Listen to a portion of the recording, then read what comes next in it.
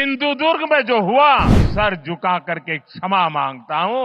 हमारे लिए छत्रपति शिवाजी महाराज आराध्य देव है और मैं आज सर झुका करके मेरे आराध्य देव छत्रपति शिवाजी महाराज की उनके चरणों में मस्तक रख के माफी मांगता हूं। इस कार्यक्रम की चर्चा करने से पहले मैं अपने हृदय के भावों को व्यक्त करना चाहता हूं। जब 2013 में भारतीय जनता पार्टी ने मुझे प्रधानमंत्री पद के उम्मीदवार के रूप में निश्चित किया, तो मैंने सबसे पहला काम किया था रायगढ़ के किले पर जाकर के छत्रपति शिवाजी महाराज की समाधि के सामने बैठ करके प्रार्थना की थी। एक भक्त अपने आराध्य देव को जिस प्रकार से प्रार्थना करता है, उसे भक्ति भाव से आशीर्वाद लेकर के मैंने राष्ट्र सेवा की एक नई यात्रा का आरंभ किया था। पिछले दिनों सिंधुदुर्ग में जो हुआ, मेरे लिए,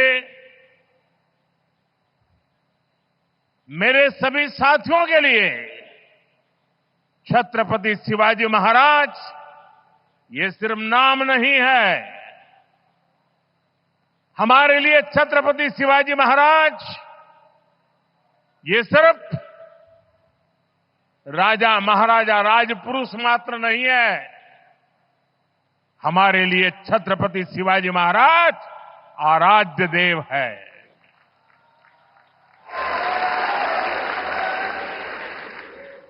और मैं आज सर झुका करके मेरे आराध्य देव छत्रपति शिवाजी महाराज की उनके चरणों में मस्तक रख के माफी मांगता हूं।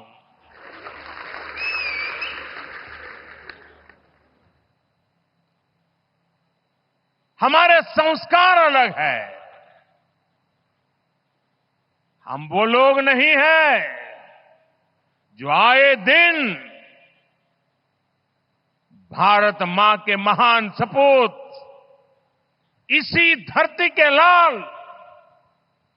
वीर सावरकर को अनाप शनाप गालियां देते रहते हैं, अपमानित करते रहते हैं, देशभक्तों की भावनाओं को कुचलते हैं। उसके बावजूद भी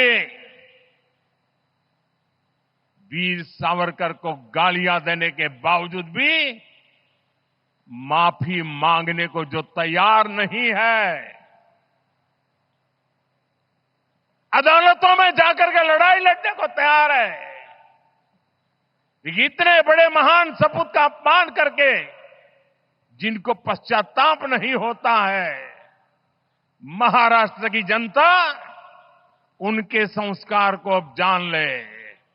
और ये हमारे संस्कार है कि इस धरती पर आते ही आज मैंने पहला काम मेरे आराध्य देव छत्रपति शिवाजी महाराज में उनके चरणों में सर झुका करके क्षमा मांगने का कर रहा हूं।